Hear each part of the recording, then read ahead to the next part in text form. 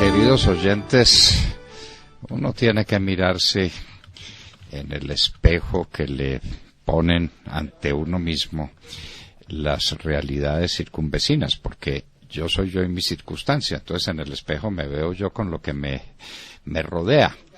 Pues todo este preámbulo es para decirles que en Venezuela están practicando una fórmula que se inventó Chávez sin expropiar, no tiene que expropiar. Petro podría cumplir con su obligación tallada en mármol. Y se están tomando las casas de las personas que por alguna razón las tienen desocupadas. Por ejemplo, porque las tienen en arriendo y no las han podido arrendar. Aquí estamos viendo en las redes cómo llegan estos chavistas o maduristas, la gente de Maduro, y con retroexcavadora tumban las verjas de los apartamentos, de los edificios de los apartamentos, y entra el populacho a tomarse el apartamento que está desocupado, o la casa que está desocupada. Sí. Tiene un nombre, doctor, se llama Plan Elige tu Casa. Plan Elige tu Casa, y no hay expropiación. No, claro, y como hay mucha gente que, por ejemplo, ha salido del país y dejó su casa vacía, pues ya se la toman y ya. Se las invaden. Bueno, es bueno, una invasión conestada por el gobierno. ¿Y qué hace la persona que tiene su casa en arriendo y no la ha podido arrendar? No, pues está nada, vacía, sí, está desocupada, entonces elige tu casa, entonces yo me quedo con la casa y se mete en la casa que quiera. Casa de cualquiera, claro. Respaldado por estos matones que organizaron Chávez y Petro. Esto es para que veamos lo que pasa con un triunfo de Petro, ¿no? Sí. Esto es así, esto no es un cuento, Miren en las redes, está pasando por todas partes. Esto es tomado en el norte de Maracaibo, que es la ciudad petrolera más importante de Venezuela, una ciudad clave en Venezuela, no es en cualquier sitio, en Maracaibo, con retroexcavadoras, tumbando las rejas para que entre el populacho y elija su casa, la que está vacía, ahí se metió. ¿Cómo les parece? Pues, doctor Londoño, nuestros vecinos están agitados. Acaba de salir una noticia de un elefante que murió en un zoológico de Venezuela. Esas noticias, digamos que son más o menos comunes. Mueren muchos animales en Venezuela. Por inanición. Pero eso nos permite recalcar otra vez y contarle a los animalistas, por ejemplo, que se la pasan diciendo que la izquierda, que Petro, que no sé qué. Los animales también sufren en el socialismo, mueren de hambre y además mueren cazados. Es decir, en Venezuela, la semana pasada que estuve en Cali estaba viendo estos animales que son rosaditos, los flamingos. Y me decía un amigo venezolano, en Venezuela ya no hay porque se los comen todos. Las torcasas se las comen, todos se lo comen. Claro, el hambre obliga a eso. Claro, entonces animalistas, nada de socialismo, porque en el socialismo los animales también sufren. Bueno, tengo otra cosa interesante que mostrarles. Resultado del análisis psicomorfológico realizado por la doctora Claudia Moore-Corman, colaboradora de Société Française Morphopsychologie, sobre Gustavo Petro. Ahí está la cara de él.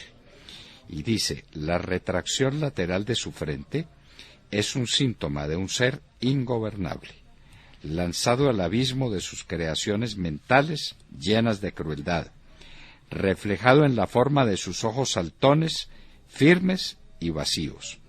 La retracción lateronasal denota un gran bloqueo afectivo, ya que tiene el pómulo plano. A esto se le une el abollamiento en el marco que describe un hombre lleno de agresividad y con un modo de sentir de forma atormentada. Le denuncio el pleito a la Sociedad Francesa de Morfopsicología. Vaya viendo. Viendo.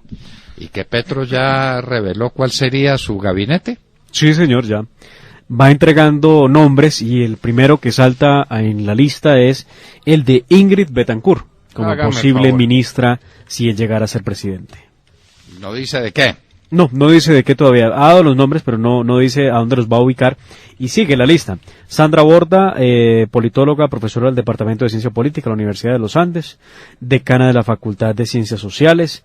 Sigue Esperanza Echeverri, enfermera y doctora en Salud Pública, vinculada a la Facultad de Salud Pública de la Universidad de Antioquia. Marta Peralta, abogada, presidenta de Maíz, del pueblo Guayú. María Victoria Calle, ¿le suena ese nombre? Ex magistrada de la Corte Constitucional. Escogida. María Mercedes Maldonado, abogada, secretaria de Planeación que fue del Hábitat del Hábitat en la Alcaldía de Bogotá. Doctora Calle, por Dios. Ay, Dios La mío. que escogieron, doctor. Bueno, Muchas mujeres, realmente todas son mujeres, los nombres que ha todas son revelado. mujeres. Sí. y con Ingrid a la cabeza. Hágame el favor. Bueno, muy Importada bien. desde Y Francia. con la vicepresidente que tiene Petro. Por Dios. Hay noticias que llegan desde Ecuador. Está tenso el ambiente político en el vecino país por cuenta del caso Balda. Y esto toda vez que el expresidente Rafael Correa, en un intento por bloquear la votación de la Asamblea Nacional en donde se decide la vinculación de él en este proceso penal, pues envió buses a la capital. Pero el presidente Lenín Moreno no dejó que esos buses ingresaran a Quito, pues pretendían rodear la Asamblea de Ecuador, pues en un intento, como digo, por bloquear esa votación que pretende vincularlo penalmente al caso de Fernando Balda. Hubo un pulso político entre el ex vicepresidente y actual presidente Lenín Moreno y el expresidente Rafael Correa. Todo esto por cuenta del caso Balda. Y Correa, que está viviendo en Bélgica, ¿no? Sí, señor, vive en Bélgica con su esposa, que es belga. Muy bien. Bueno, ya aclaramos cuando la ley ha definido alguna cosa expresamente hay que atenerse a esa definición. Y la ley 610 del 2000 dijo que el proceso de responsabilidad fiscal se define como el conjunto de actuaciones administrativas adelantadas por las contralorías. Entonces, de acuerdo a lo que aprobó el Congreso ayer, el que un contralor de Firavitova o de Ipiales, nombrado por un consejo acomodado, porque no se les olvide que los contralores son nombrados por los consejos municipales, le ponga a un ciudadano una multa de 100.000 pesos porque le dio la gana, por cualquier razón, lo inhabilita para siempre para ser Contralor General de la República. Bueno, obviamente las sanciones del Contralor Maya Villazón y del Procurador Maya Villazón y del Procurador Alejandro Ordóñez. Es la contrapartida, ¿no? Esas sanciones fiscales, doctor Fernando, las vería uno muy plausibles. De hecho, están entre el catálogo de inhabilidades. Claro, una persona que ha manejado recursos públicos, pues, ¿cómo va a ser Contralor de la República? ¿Cómo va a ser el fiscalizador? No, eso sería el colmo. El asunto muy grave es el de la sanción disciplinaria, porque esto sí le quita la oportunidad a cuantos colombianos que por error, ¿cierto?, en el proceso, por no atenderse el debido proceso en contra, o por una persecución política termine inhabilitado o destituido disciplinariamente, y entonces ahí termina la persona sin posibilidad de ser contralor. Claro, y lo que trae la ley 734 de 2002 es la inhabilidad de 5 años, que además cesa en caso de que se pague la sanción. Sí, la extinción de la obligación. Claro, que este es el debate que hay en torno al candidato Gustavo Petro, ¿no? Que él tiene esta inhabilidad en este momento. ¿Y cuántos son los, claro, puede ser presidente, pero no puede ser contralor? ¿Y cuántos son los juicios fiscales de las contralorías amañados, que son pura persecución política, donde no ha habido mala gestión de los recursos públicos, sino una persecución? Entonces, inhabilidad para siempre, para ser contralor. Claro, pero doctor Londoño, dice usted que Petro puede ser presidente, pero no contralor, no, tampoco. Petro no se puede posesionar, en caso de que gane, no se puede posesionar si no se quita. Hasta que no se resuelva el asunto. Él está inhabilitado en este momento, porque él fue hallado responsable fiscalmente, y tiene la inhabilidad de 5 años, o que se puede quitar de encima si paga la multa, pero es que la multa, ahorita sí. no recuerdo cuántos miles de millones alcanza. Es prácticamente imposible de pagar. El tema está aquí, doctor Fernando, en que los contralores utilizan, y lo hemos visto, los procuradores, los magistrados, los jueces, utilizan el cargo que ostentan para hacer persecución política en contra de sus enemigos, sus contradictores. Ese sí que es un problema. Ah, bueno, muy bien. Además, ¿cómo lo salvamos, no? ¿Cómo Bien. salimos de ahí? Entonces yo no sé por qué el Centro Democrático se dejó meter ese gol. Inhabilitó, yo no sé cuántos serán los miembros del Partido del Centro Democrático que están inhabilitados por una sanción fiscal o por una sanción del procurador Maya Villazón. Yo, por ejemplo, estaría inhabilitado, pues, desde luego, de por vida. Y no me robé un peso jamás, ni defraudé al Estado en un solo peso, jamás. Pero pues Maya Villazón me impuso la sanción, yo estaría inhabilitado para siempre. O estoy inhabilitado, me importa una higa, me tiene eso sin cuidado. Pero ¿cuántos más? A ver, porque obviamente tiene una razón. Un destinatario. Un destinatario. Sí. Y tiene alguien que lo mueva, y ese alguien que lo mueva es Maya Villazón, para garantizar que las personas que él persiguió fiscalmente no puedan ser nunca contralores generales de la República. ¿Contra quién es? Averigüe que eso va contra alguien. Esto terminará de todos modos en debate en la Corte Constitucional, sin lugar a dudas. Claro. Pero ¿cómo le parece la tranquilidad pues con la doctora Fajardo y con el doctor Linares? No, pues una cosa es la Corte Constitucional en estos momentos, donde el presidente Santos está saliendo, y otra cosa será una Corte con un gobierno de Iván Duque, eso lo sabemos, ¿no? Nombrados por Santos, eso ahí se quedan, Es que últimamente he visto a tantos acomodados que todo puede ser posible. Ay, Dios mío. Hay unos que les salió el uribismo del alma, eso era increíble, tenían el uribismo bien escondido. Y en las últimas 48 horas le salió a flor de piel. 8 años con el uribismo escondido. Sí. Pero esperemos pues que esto tenga reflejo en las urnas y que tengamos un triunfo apoteósico, que es el que se necesita el próximo domingo. Entre otras, para darle plena libertad de movimiento y de manejo, de gobernabilidad a Iván Duque. Un triunfo estrecho, pues es un triunfo estrecho, y eso tiene un efecto político, y eso tiene una realidad que hay que saber comprender y valorar. Sí, es cierto, doctor Londoño, el triunfo debe ser por una gran diferencia, para poder administrar el triunfo a su manera. Mire, Gustavo Petro, quien ha estado capitalizando cada momento y cada cosa, nada en contra de Iván Duque, todo contra el expresidente Álvaro Uribe Vélez. Ese discurso del odio en contra del expresidente es lo que mueve su campaña, no hay otra cosa detrás de eso. Claro, contra Duque no tiene nada. Contra Duque no tiene nada y no dice nada nunca, solamente contra el expresidente Álvaro Uribe Vélez. Entonces, mire lo que acaba de decir el señor.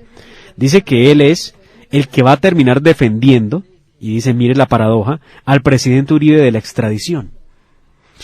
Sí, dice que al expresidente Uribe lo van a pedir tarde o temprano extraditado y que él lo va a terminar protegiendo a él y a su familia. ¿Y qué delito cometió el presidente Uribe en los Estados Unidos? Él dice que por las chuzadas y que por lo de Odebrecht, y que terminaría como Ricardo Martinelli. Más o menos por haber nacido. Pero, a ver, un momentico, pues es que a Martinelli lo extraditaron los Estados Unidos, pero con destino a Panamá. Los Estados Unidos no están persiguiendo judicialmente a Martinelli. A solicitud de Panamá lo extraditaron hacia Panamá, pero Martinelli no cometió ningún delito, ni se le imputa ningún delito cometido contra los Estados Unidos. No, es un tema de malversación de fondos públicos en Panamá y espionaje. No, malversación de fondos públicos o espionaje. Las dos cosas, son los dos delitos. Sí, por eso lo solicitó Panamá. Sí, a Martinelli le están cayendo con toda. El caso es que el señor Petro está sacando cualquier cosa con tal de buscar notoriedad. Y muy furioso porque no hubo debate, ¿no? Ha aprovechado para decir de todo. Iván Duque dijo, vea, es que yo ya participé en más de 36 debates, ya Colombia sabe cuál es mi postura, yo no he cambiado en nada mis posturas. Otros candidatos sí cambiaron sus posturas y necesitarán debates para mostrarse. Claro, No es mi caso. Petro necesita un debate para decir que él ya no es socialista, que es capitalista, que ya no va a ser una constituyente, que ya no es enemigo del petróleo. Que es católico. Y además porque los medios nunca fueron capaces de ponerse de acuerdo sobre el debate mismo y las reglas del debate, ni cómo hacerlo, ni nada. Esto Los medios saben que la debatitis cansó al pueblo colombiano. la gente está cansada de la Claro. debatitis. Sí. No, y además para que Petro vaya y diga lo mismo de siempre, que Uribe, que paramilitar y que todas esas bobadas que dice siempre. Y al pues, periodista que le pregunta algo que a él no le gusta lo llama mafioperiodista. No, habría que comparar los ratings de los debates presidenciales de otros años con los de estas elecciones y se da uno cuenta que el debate está en las redes, el debate está en la calle, pero los debates televisados pues perdieron fuerza. No, al Perdieron la periodista fuerza. que le pregunte algo que no le guste le va a decir que según la ética profesional del periodismo sí. le tiene que revelar su intención oculta. como lo negra. hizo con Luis Carlos Vélez, 17 ¿En qué minutos y no le terminaría- contestaba las ¿En preguntas. qué terminaría esa entrevista con Luis Carlos Vélez? No. Porque los comienzos que fueron los que oímos eran pues muy tormentosos, ¿no? Sí. En un monólogo porque él decidió que era mejor que no le preguntaran, que lo dejaran exponer sus ideas. Ah, entonces no le preguntaron. No, después de eso Luis Carlos se calmó, no volvió a hacerle preguntas incisivas. Sí, Petro terminó la entrevista. Y digamos que perdió como la dinámica que tenía la entrevista, porque qué interesante que al candidato le pregunten lo que se les ocurre a los periodistas, no Sí, que por el ejemplo. no que el candidato termine imponiendo lo que quiere que le pregunten. imponiendo Por su eso. agenda, claro. Y como quiere hablar de moral, pues que le pregunten por Trenaco, la compañía de Carlos Gutiérrez Roballo, su concuñado, Sí, señor. de la cual compañía es socia María Teresa Alcocer García, la esposa de Gustavo Petro. Pregúntenle por Trenaco, sí señor. Trenaco y por las filiales offshore que tiene Trenaco. Es que esto apareció en los Panama Papers. Sí. Esto, pues, no es un invento. Y lo que tengo entre manos. Y las relaciones de Trenaco con Alex Saab. ¿Saben quién es Alex Saab, no es cierto? Sí señor, empresario que muy cercano al gobierno venezolano, ¿no? Ah, muy bien, muy bien. Mucha Y ahí platica está, por ahí. Y ahí está la cercanía de Petro con Saab y con su concuñado, pues por supuesto, pues es su concuñado. En fin. Y que desde Chía mandan a preguntar por el pago de la administración, de paso. Ah, de paso, que por qué no paga la administración. Y por la deuda del hijo con unos empresarios en Bogotá.